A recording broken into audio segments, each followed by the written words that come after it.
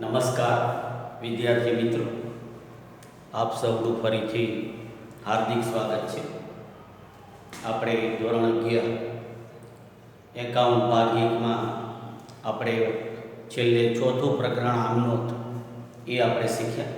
હવે આજથી આપણે એના પછીનું પાંચમું જે પ્રકરણ છે હિસાબી સમીકરણ અને ધંધાના વ્યવહાર, એની આપણે આજથી શરૂઆત કરીએ છીએ. આજે આપણે એના વિશેની જે કંઈ થિયરી છે એને આપણે સમજીશું. તો આ પ્રકરણ તમારા પાઠ્યપુસ્તકની અંદર પેજ નંબર 109 ઉપર આ પ્રકરણ છે.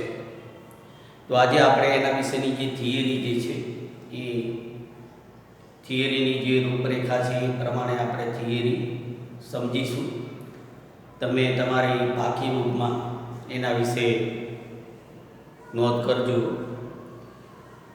સૌપ્રથમ આપણે આ જે પ્રકરણ છે હિસાબી સમીકરણ અને ધંધાના વ્યવહાર, તો જે બેવડી અસર આપણે શીખ્યા આગળ, બીજું પ્રકરણ જે આપણે બેવડી અસર જે હતું, તો એ પ્રમાણે ધંધામાં થતા દરેક હિસાબી વ્યવહારની જે ઉધાર અને જમા, જે બેવડી અસર આપણે ખાતાના પ્રકાર મુજબ જે આપણે કરતા હતા કે ભાઈ કોઈ વ્યક્તિ ધારો કે આપણે વ્યક્તિ ખાતાનો નિયમ હોય તો કે ભાઈ ધંધામાં કોઈ વ્યક્તિ ઉધારથી માલ કે મિલકત લેનાર હોય તો આપણે વ્યક્તિ ખાતું ઉધાર એમ આપણે બેવડી અસર આપણે કરતા હતા.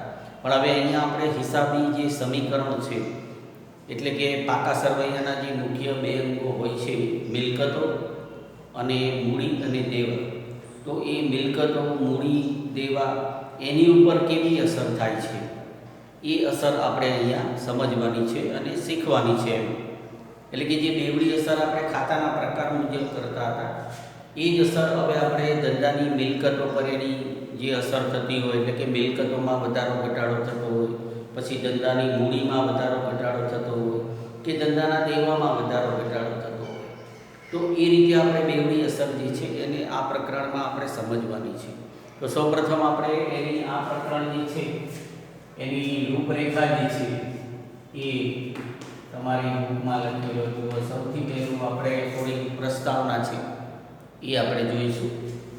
ત્યારબાદ આપણે જે આપણું ટાઇટલ છે હિસાબી સમીકરણ, તો એનો આપણે અર્થ આપણે જોઈશું કે હિસાબી સમીકરણ જે છે એ શું છે, એને હિસાબી સમીકરણ કોને કહેવાય, અને ત્યારબાદ આપણે હિસાબી સમીકરણ મુજબ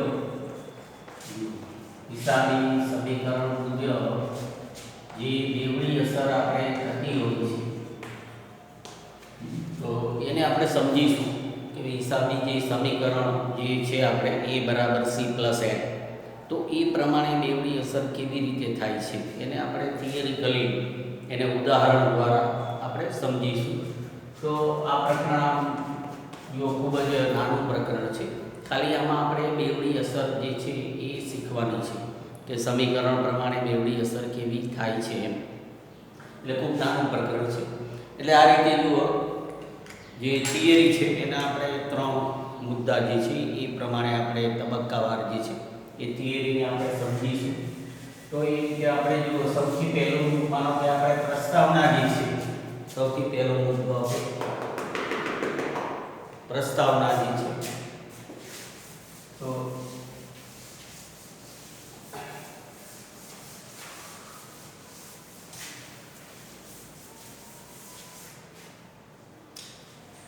તમારા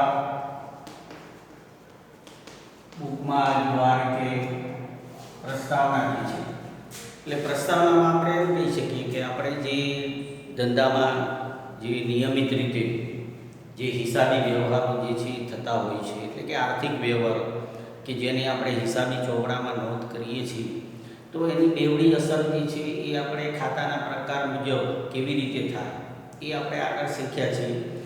તો હવે આપણે જે પાકા સરવૈયાના જે મુખ્ય બે અંગો છે કે મૂડી અને દેવા અને મિલકતો અને લેણા, તો એ પ્રમાણે બેવડી અસર કેવી રીતે થાય એ આપણે આ પ્રકરણની અંદર જે છે એ આપણે સમજવાનું છે. એક સમીકરણના રૂપમાં આપણે એને સમજીશું. તો એ રીતે આપણે પ્રસ્તાવનામાં એ રીતે બતાવીએ કે ભાઈ ધંધામાં આપણે નિયમિત રીતે થતા હિસાબી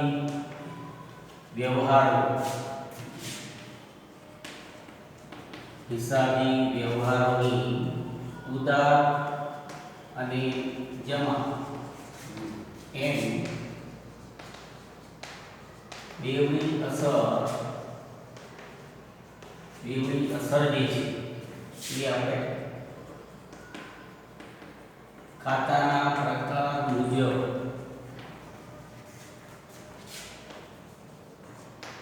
કરવામાં આવે છે અથવા થાય છે. આપણે એમ કહીએ કે જે આપણે આમનો આપણે શીખ્યા તો એ બેવડી અસર પ્રમાણે આપણે જે ઉધાર અને જમા અસર થાય છે કે ભાઈ આ ખાતું ઉધાર થાય, આ ખાતું જમા થાય, અને એ રીતે આપણે એની બેવડી અસર ખાતાના જે જુદા 3 પ્રકાર આપણે છે કે વ્યક્તિ ખાતા, માલ મિલકત ખાતા અને ઉપજ ખર્ચ ખાતા.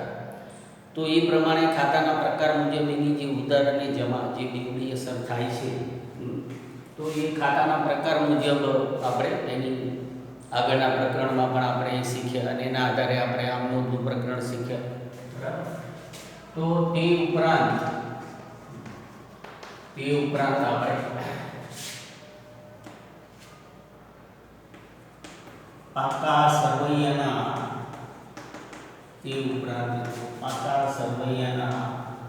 મુખ્ય બે અંગો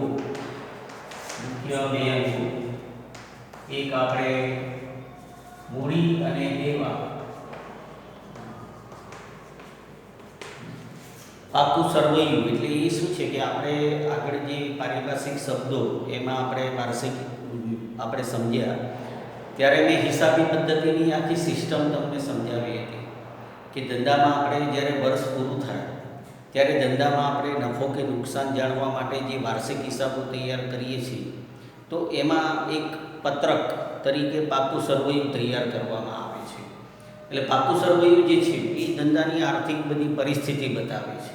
એટલે પાકું સરવૈયું શું છે? એક હિસાબી પત્રક છે. એટલે એ રીતે પાકા સરવૈયાના મુખ્ય જે 2 અંગો એટલે કે આપણે જેને આર્થિક પરિસ્થિતિ કહીએ છીએ ધંધાની કે ભાઈ મૂડી અને દેવા તથા જે બીજું એનું અંગ જે છે એ આપણે મિલકતો અને લેણા મુજબ બેવડી અસર જે છે બેવડી અસર રજૂ કરી શકાય છે. તો આ જે પાકું સરવૈયું જે વાર્ષિક હિસાબોમાં તૈયાર કરવામાં આવતું હોય છે કે જે આપણને ધંધાની બધી આર્થિક પરિસ્થિતિ બતાવે છે. એટલે કે ધંધામાં મિલકતો કે લેણાનું પ્રમાણ કેટલું છે, કે ધંધામાં મૂડીનું જુદું જુદું સ્વરૂપ કે માલિકીની મૂડી કેટલી છે, ઉછીની મૂડી કેટલી છે, ધંધાના દેવા જવાબદારીઓ એ કેવા છે, લાંબા ગાળાના દેવા, ટૂંકા ગાળાના દેવા, આ બધું ધંધા જે પાકું સરવૈયું છે એ ધંધાની બધી આર્થિક પરિસ્થિતિ બતાવે છે. તો પાકા સરવૈયાના આ મુખ્ય જે 2 અંગો છે કે ભાઈ મૂડી અને દેવા અને મિલકત અને લેણા, તો એ પ્રમાણે બેવડી અસર જે છે એ ચકાસી શકાય છે એટલે કે રજૂ કરી શકાય છે. એટલે જે બેવડી અસર છે એને આપણે મિલકતો અને લેણા અને મૂડી અને દેવા એ પ્રમાણે બેવડી અસર જે છે જે ઉધાર અને જમા આપણે અસર થતી હોય છે એને આપણે એ રીતે એને ચકાસી કે એ રીતે રજૂ કરીએ.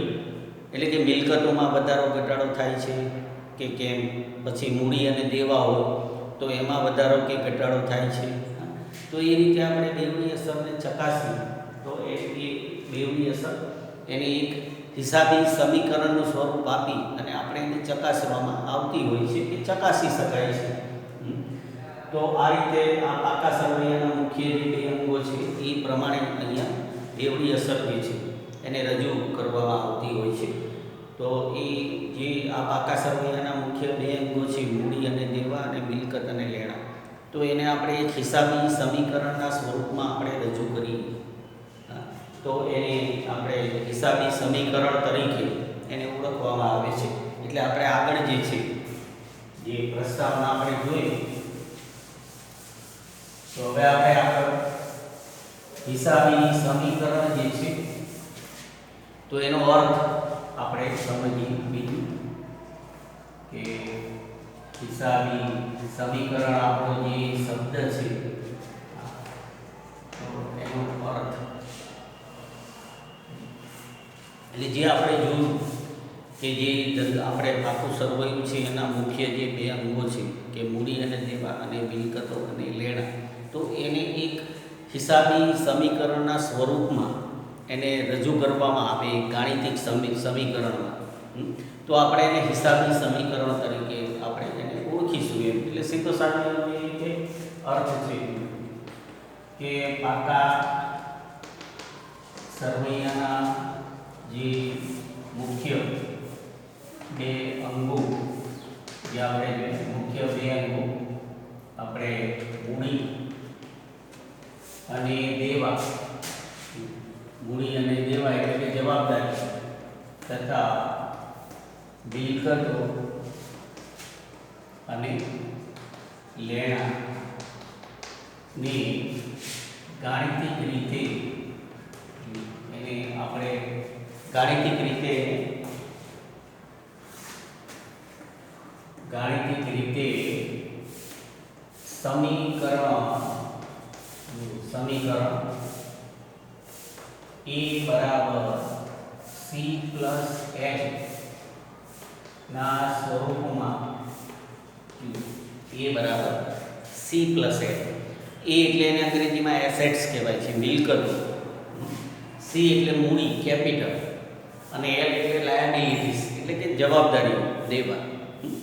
એટલે જે દેવની અસર જે છે આપણે કે જે પાકા સરવૈયાના મુખ્ય બે અંગો છે એના બરાબર મૂડી દેવા અને મિલકતો અને લેણા એની એક ગાણિતિક સમીકરણના સ્વરૂપમાં એટલે કે આ રીતે એની સ્વરૂપમાં રજૂ કરવામાં આવે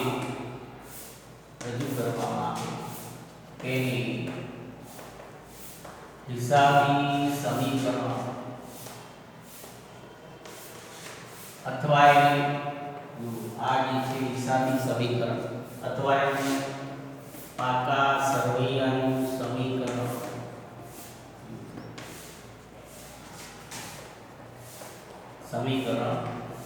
કહેવાય છે. બરાબર.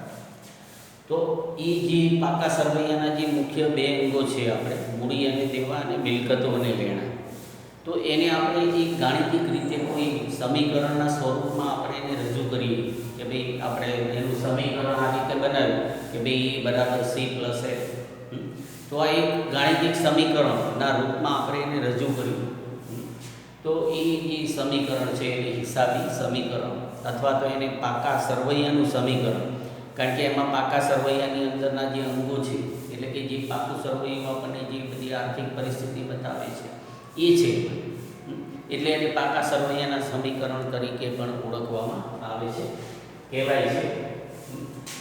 તો આ જે સમીકરણ છે એ A બરાબર આપણે C પ્લસ L, તો આપણે A એટલે assets, A double S C બરાબર ES એસેટ્સ એટલે કે ધંધાની મિલકતો, બરાબર. અને C એટલે આપણે કેપિટલ, CAPITAL, કેપિટલ એટલે કે મૂડી, ધંધાની મૂડી, જે ધંધામાં આપણે ધંધાનો માલિક જે છે એ પોતાની અંગત મિલકતમાંથી મૂડી લાવે છે, પછી આપણે ધંધામાંથી કોઈ ઓછીની મૂડી બહારથી આપણે ઓછીની મૂડી મેળવી એટલે કે ધંધાની કુલ મૂડી.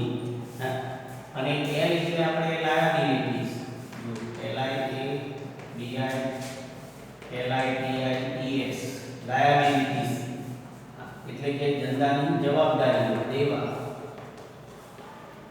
એને ધંધાની જવાબદારીઓ એ દેવા કહેવાય છે. તો જે સમીકરણ છે પાકા સરવૈયાનું સમીકરણ કે હિસાબી સમીકરણ એ બરાબર C પ્લસ L, તો એનું અર્થઘટન આપણે આ રીતે થાય છે. E એટલે એસેટ્સ બરાબર, C એટલે કેપિટલ, એટલે લાયબિલિટીઝ, બરાબર. એ રીતે આપણે ગુજરાતીમાં કે એટલે મિલકતો, અને આ બાજુ બરાબર આપણે જમણી બાજુ સમીકરણ છે એટલે આપણે ડાબી બાજુ જમણી બાજુ વચ્ચે બરાબરની નિશાની છે. તો ડાબી બાજુ મિલકતો અને પછી મૂડી અને જવાબદારીઓ એ જમણી બાજુ છે. તો આ સમીકરણ મુજબ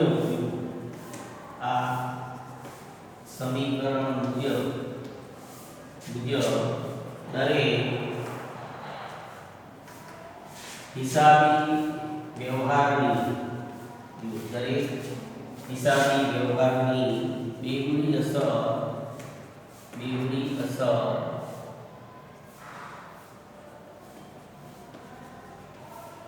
સમીકરણની બંને બાજુ એટલે કે ડાબા અને જમા, એમ ડાબી બાજુ અને જમણી બાજુ. તો આપણે શું છે કે આ સમીકરણ મુજબ દરેક હિસાબી વ્યવહારની જે બેવડી અસર છે એ સમીકરણની બંને બાજુ થતા વધારા ઘટાડાને આધારે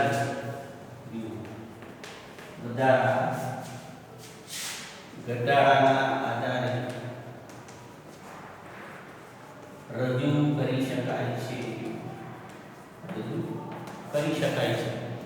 એટલે કે એને આપણે જે બેવડી અસર એની જે ચકાસીએ છીએ, જેમ આપણે આગળ બેવડી અસર આપણે જે ચકાસતા શીખ્યા કે ભાઈ ધંધામાં વ્યક્તિ લેનાર હોય તો વ્યક્તિનું ખાતું ઉધાર થાય છે, વ્યક્તિ આપનાર હોય તો વ્યક્તિનું ખાતું જમા થાય છે. એટલે એ બેવડી અસર આપણને શું બતાવે છે કે ભાઈ કયું ખાતું ઉધાર થાય છે કે કયું ખાતું જમા થાય, એ આપણને સીધું બતાવે છે કે જેના આધારે આપણે બરાબર હિસાબી પદ્ધતિ છે એમાં હિસાબો લખવામાં આવે છે. જ્યારે અહીંયા આપણે બેવડી અસર જે છે એ આ સૂત્ર પ્રમાણે ચકાસવાની છે કે ભાઈ ધંધામાં આપણે વ્યક્તિ લેનાર હોય, બરાબર, ઉધારથી આપણે એને માલ કે મિલકત આપીએ તો ધંધામાં આપણું લેણું ઊભું થાય છે. એટલે કે આપણી મિલકત જે છે એ વધે છે. એ રીતે આપણે ધંધાનો માલિક હોય, આપનાર તરીકે ધંધાનો માલિક હોય, તો એ ધંધાનો માલિક લાવે કશું તો આપણે મૂડી ખાતું જમા કરતા હતા, તો એનો મતલબ શું થયો કે એની મૂડીમાં વધારો થાય છે. એવી રીતે કોઈ બહારની વ્યક્તિ જો આપનાર હોય તો ધંધામાં આપણે જવાબદારી કે લેવું એ વધે છે. તો એ રીતે આપણે બેવડી અસર જે છે આ સમીકરણ પ્રમાણે આપણે ચકાસી શકીએ છીએ કે ભાઈ ધંધાની મિલકતોમાં વધારો કે ઘટાડો થાય છે, અથવા ધંધાની મૂડી કે જવાબદારી જે છે એમાં વધારો ઘટાડો થાય છે. તો આ રીતે બેવડી અસર જે છે એને આપણે આ રીતે ચકાસી શકીએ. એટલે જે આપણે બેવડી અસર જે આગળ જે આપણે ખાતું ઉધાર જમા થાય છે એ જે આપણને બતાવે છે એક પ્રણાલિકાગત અભિગમ હતો. જ્યારે આ જે છે એ બેવડી અસર છે ચકાસવાનું જે છે, બરાબર, એક અમેરિકન પદ્ધતિ પ્રમાણે આ એક આધુનિક અભિગમ તરીકે ઓળખવામાં આવે છે. એટલે આપણે એ પણ મુદ્દો અહીંયા લખી લો કે આ જે સમીકરણ છે, બરાબર, આ સમીકરણ મુજબ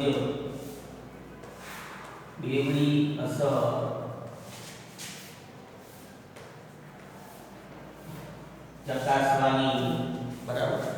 ચકાસવાની જે પદ્ધતિ છે,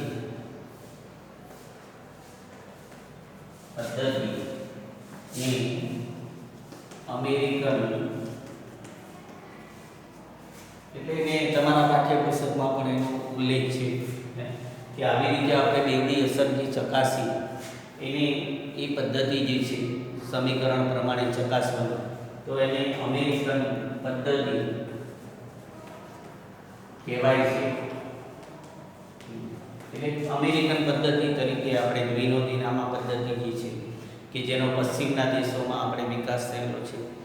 તો હિસાબી વ્યવહારોની બેવડી અસર આપણે આ રીતે ચકાસી તો એને એક અમેરિકન પદ્ધતિ તરીકે ઓળખવામાં આવે છે.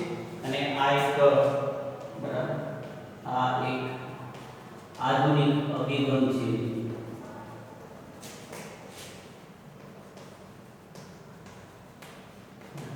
તો જે ધંધામાં જે હિસાબી વ્યવહારો થતા હોય છે એની બેવડી અસર આપણે હિસાબી સમીકરણ દ્વારા જો ચકાસવામાં આવે તો એ જે પદ્ધતિ છે એને એક અમેરિકન પદ્ધતિ તરીકે ઓળખવામાં આવે છે. અને એવો જે અભિગમ જે છે એને એક આધુનિક અભિગમ તરીકે આપણે ઓળખી શકીએ. એટલે અહીંયા આપણે બેવડી અસર ચકાસવા માટેનો જે અભિગમ જે છે એ આખો બદલાઈ જાય છે. જે આપણે આગળ શીખ્યા એક પ્રણાલિકાગત અભિગમ હતો કે ભાઈ એમાં અમુક ચોક્કસ કાટું ઉધાર કે જમા થાય, તો એ બેઝિક આપણે પ્રણાલીગત અભિગમ કહેવાય. પણ બેવડી અસરને આપણે કોઈ બીજા દ્રષ્ટિકોણથી ચકાસી તો એ એક આધુનિક અભિગમ થઈ જશે. એટલે એને એ રીતે અમેરિકન પદ્ધતિ તરીકે ઓળખવામાં આવે છે. તો આપણે હિસાબી જે સમીકરણ છે તો એ શું છે કેવું, બરાબર, તો એ આપણે જોયું, એનો અર્થ આપણે સમજીએ અને એની સાથે સંકળાયેલી જે થોડી ઘણી બાબતો જે છે, બરાબર, એને પણ આપણે સમજીએ.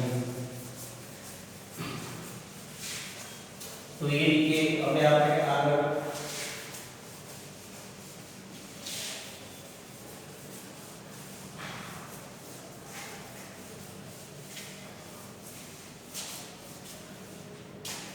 આગળ થિયરીમાં જે હિસાબી સમીકરણો આપણે મુજબ જે બેવડી અસર થાય છે, તો જે થિયરીમાં આપણે ત્રીજો મુદ્દો જે હતો બેવડી અસરની સમજ, તો એ મુદ્દો આપણે સમજીએ કે હિસાબી સમીકરણ મુજબ આપણે બેવડી અસર જે છે એની સમજ આપણે મેળવીએ. તો જે હિસાબી સમીકરણ મુજબ જે બેવડી અસર જે છે એમાં આપણે આ રીતે પહેલા લખવું કે હિસાબી સમીકરણ મુજબ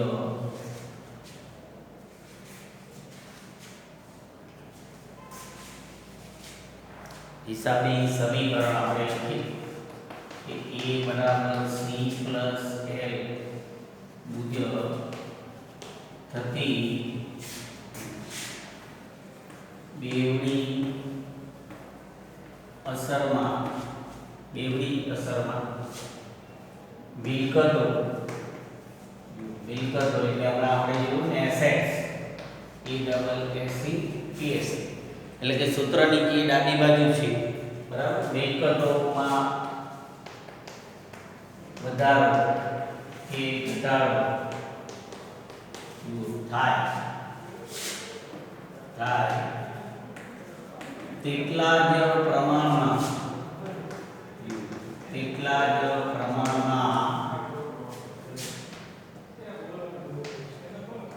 મૂડી અને દેવા એટલે કે જે આપણે લખ્યું છે ને C + L, બરાબર, જમણી બાજુ એટલે કે કેપિટલ, બરાબર, કેપિટલ અને લાયબિલિટીઝ આપણે કહેવાય.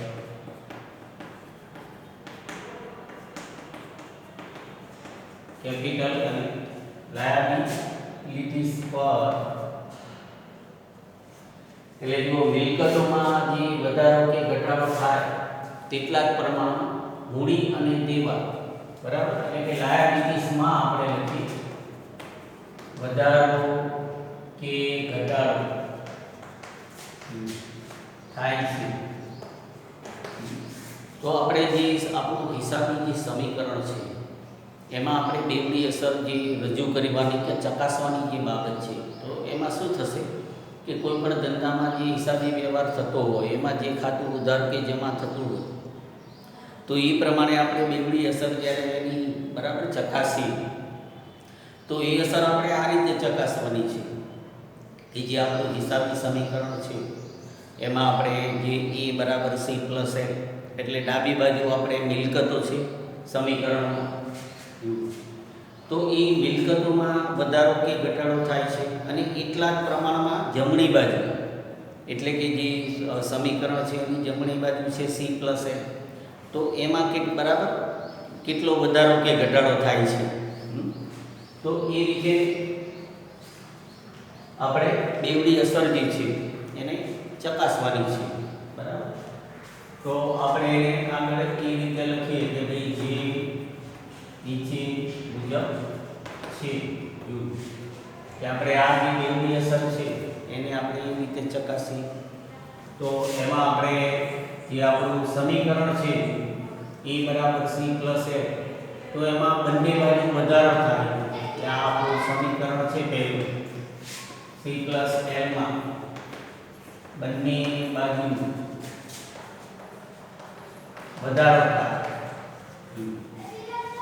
પહેલી અસર આપણે એ ચકાસી કે ભાઈ એ સમીકરણ જે છે એમાં બંને બાજુ વધારો થાય, એટલે કે મિલકતો જે છે એમાં આ બાજુ મિલકતોમાં વધારો થતો હોય, બરાબર. તો આ રીતે C+L માં પણ વધારો થાય છે, બરાબર. તો એમાં બંને બાજુ વધારો થાય કે એમાં શું થશે કે આ બેવડી અસરમાં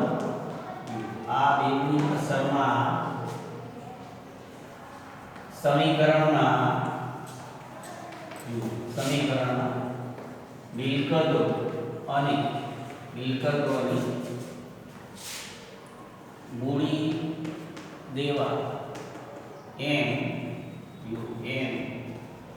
બંને બાજુ જે છે એ વધારો થાય છે, બંને બાજુ વધારો થાય છે.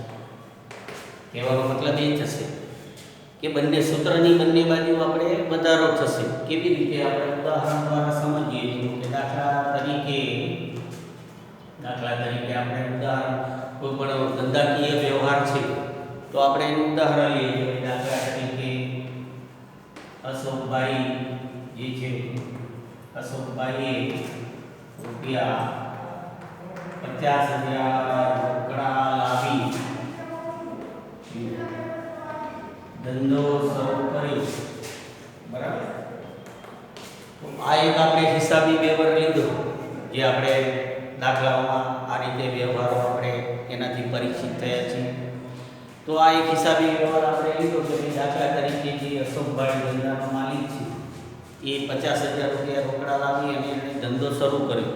તો હવે જે બેવડી અસર આપણે એની જે ચકાસતા હતા પ્રણાલિકાગત રીતે, તો આપણે ઉધાર અસર શું થતી હતી? ઉધાર અસર આપણે કે ભાઈ ધંધામાં આપણે રોકડ આવે છે, બરાબર. તેથી આપણે શું કરતા હતા કે ભાઈ રોકડ ખાતું ઉધાર થાય, આપણે એ રીતે કરતા હતા પ્રણાલિકાગત રીતે કે ભાઈ એમાં આપણે આ ખાતું ઉધાર થાય કે આ ખાતું જમા થાય એ જોતા. તો હવે આપણે શું જોવાનું છે કે ભાઈ ધંધામાં રોકડ આવે છે, ઉધાર અસર એ છે, રોકડ વ્યવહાર છે, અને જમા અસર આપણે શું છે કે ભાઈ ધંધાનો માલિક છે, આપનાર છે, એટલે એનું મૂડી ખાતું જમા થાય છે. એટલે જે આગળ આપણે બેવડી અસર શીખ્યા એમાં કયું ખાતું ઉધાર થાય, કયું ખાતું જમા થાય, એ રીતે આપણે પ્રણાલિકાગત રીતે આપણે બેવડી અસર ચકાસતા. પણ હવે આપણે સૂત્ર પ્રમાણે ચકાસવાની છે કે ભાઈ ધંધામાં રોકડ આવે છે, રોકડ આવી તો રોકડ એ શું છે? ધંધાની મિલકત છે, ચાલુ મિલકત છે. તો સૂત્ર પ્રમાણે આપણે જોઈએ તો શેમાં વધારો થયો? તો મિલકતમાં વધારો થયો આપણે, બરાબર. સૂત્રની ડાબી બાજુ જે મિલકત છે તો એમાં વધારો થયો. એટલે આપણે એ રીતે લખવાનું કે ભાઈ ધંધામાં રોકડ આવે છે, તેથી મિલકત એમાં, તેથી મિલકત એ જે છે એમાં આપણે વધારો થાય છે, બરાબર. પછી એ રીતે આપણે જમા અસર જોઈએ. તો જમા અસર આપણી શું છે કે ભાઈ માલિક છે એ આપનાર છે. જમા અસર આપણી એ છે કે ભાઈ ધંધાનો જે માલિક છે એ આપનાર છે.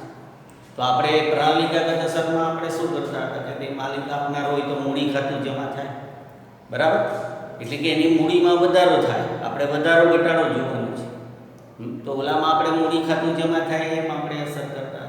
હવે આધુનિક અભિગમ પ્રમાણે આપણે શું કે ભાઈ એની મૂડીમાં વધારો થાય છે, એટલે સૂત્રની જમણી બાજુ, એટલે સૂત્રની આપણે લખ્યું ને કે ભાઈ આ બેવડી અસરમાં સમીકરણ જે છે એમાં મિલકતો અને મૂડી દેવા એમ બંને બાજુ, સૂત્રની બંને બાજુ જે છે એ વધારો થાય છે. એક અસર આપણે એ રીતે કે ભાઈ બંને બાજુ વધારો થાય છે. તો એ રીતે જો માલિક આપનાર છે તેથી શું થશે? એની મૂડી, માલિક છે એની મૂડી એટલે કે કેપિટલ સી, મૂડી સી જે છે એમાં વધારો થાય છે. તો આ રીતે વિદ્યાર્થી મિત્રો આપણે બેવડી અસર જે છે એને હવે આપણે આ રીતે જે આપણું હિસાબી સમીકરણ જે છે એ રીતે આપણે ચકાસવાની છે. અને એ રીતે આપણે બરાબર જે જોયું કે ભાઈ a બરાબર c પ્લસ a, તો બંને સૂત્રની બંને બાજુ વધારો થતો હોય તો એ રીતે આપણે બેવડી અસર છે એને ચકાસી. તો હવે આપણે કે સૂત્ર આ જે વધારો થતો હોય એ આપણે ઉદાહરણ દ્વારા જો સમજ્યા કે આપણે બરાબર જે વ્યવહાર છે એ આપણે લીધો કે ભાઈ અશોકભાઈ છે 50,000 રૂપિયા રોકડા રાખે, તો ઉધાર અસર શું થાય કે ભાઈ ધંધામાં રોકડ આવે છે. હા, તો આપણે રોકડ આવી એટલે મિલકત વધી, તો મિલકત એમાં વધારો થાય છે. અને જમા અસર શું થઈ કે ભાઈ ધંધાનો માલિક આપનાર છે, તો એનું મૂડી એની વધી, મૂડી પર અસર થઈ, તો મૂડીમાં શું થાય છે? વધારો થાય છે.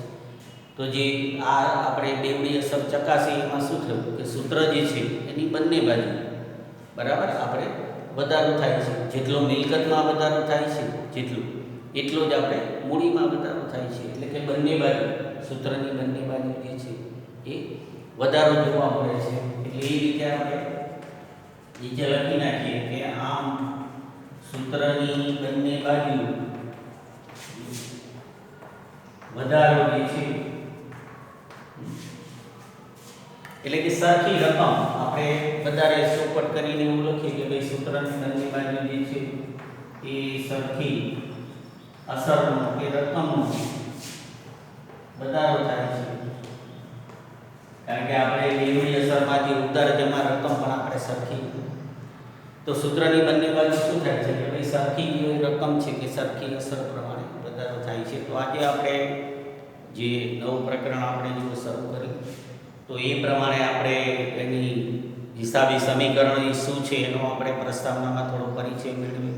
ત્યારબાદ આપણે હિસાબી સમીકરણ છે એનો અર્થ આપણે સમજીએ, અને હિસાબી સમીકરણ પ્રમાણે જે જુદી જુદી રીતે બેવડી અસર થતી હોય છે તો એમાં આપણે સૌથી પહેલું આપણે જોયું કે સૂત્રની બંને બાજુ વધારો થતો હોય એવી રીતે એક બેવડી અસર આપણે સમજીએ. હવે આપણે ફરી મળીશું ત્યારે આગળ આપણે સૂત્રની બંને બાજુ ઘટાડો કે થતો હોય બરાબર, અથવા સૂત્રની કોઈ એક બાજુ વધારો કે ઘટાડો થતો હોય, બીજી બાજુ વધારો કે ઘટાડો થતો હોય, એમ જુદા જુદા સ્વરૂપમાં જે સૂત્ર પર અસર થાય છે એને આપણે પછીથી સમજીશું.